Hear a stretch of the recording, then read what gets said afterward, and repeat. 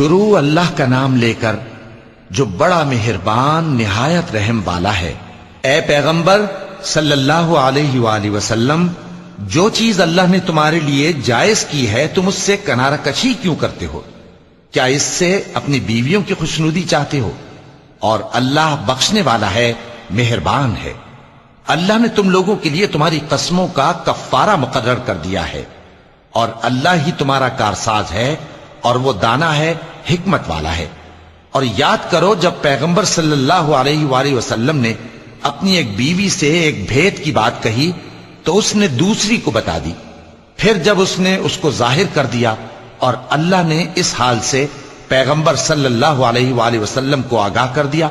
تو پیغمبر صلی اللہ علیہ وآلہ وسلم نے ان بیوی کو وہ بات کچھ تو جتائی اور کچھ نہ بتائی۔ سو جب وہ بات ان کو بتائی تو وہ پوچھنے لگیں کہ آپ کو یہ کس نے بتایا؟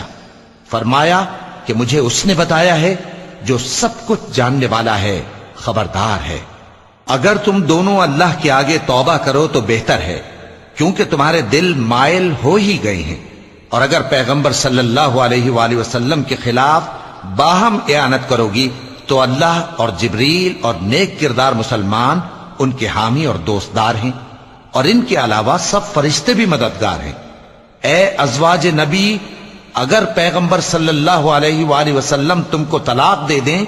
تو عجب نہیں کہ ان کا پروردگار تمہارے بدلے ان کو تم سے بہتر بیویاں دے دے، مسلمان، ایمان والیاں، فرما بردار، توبہ کرنے والیاں، عبادت گزار، روزہ رکھنے والیاں، شادی شدہ اور کنواریاں۔ مومنوں، اپنے آپ کو اور اپنے اہل و عیال کو اس آگ سے بچاؤ جس کا ایندھن آدمی اور پتھر ہوں گے، اور جس پر تند خو اور سخت گیر فرشتے مقرر ہیں۔ وہ کسی حکم کی جو اللہ ان کو دیتا ہے نافرمانی نہیں کرتے، اور جو حکم ان کو ملتا ہے اسے بجا لاتے ہیں۔ کافرو، آج بہانے مت بناؤ، جو عمل تم کیا کرتے تھے انہی کا تم کو بدلہ دیا جائے گا۔ مومنو، اللہ کے آگے صاف دل سے توبہ کرو، امید ہے کہ وہ تمہارے گناہ تم سے دور کر دے گا اور تم کو جنتوں میں جن کے نیچے نہریں بہ رہی ہیں داخل کرے گا۔ اس دن اللہ پیغمبر صلی اللہ علیہ وآلہ وسلم کو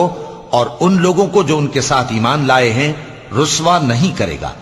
بلکہ ان کا نور ایمان ان کے آگے اور داہنی طرف روشنی کرتا ہوا چل رہا ہوگا، اور وہ اللہ سے التجا کریں گے کہ اے پروردگار، ہمارا نور ہمارے لیے پورا کر اور ہمیں معاف فرما،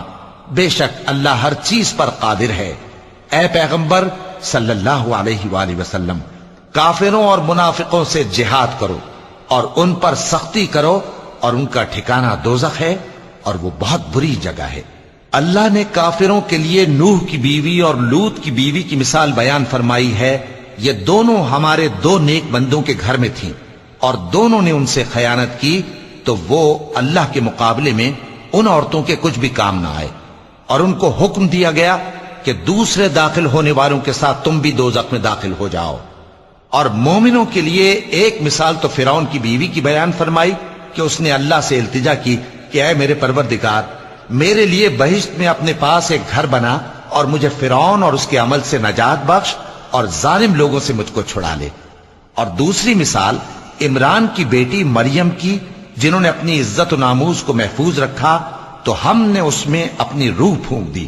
اور وہ اپنے پروردگار کے کلام اور اس کی کتابوں کو برحق سمجھتی تھیں، اور وہ فرما برداروں میں سے تھیں۔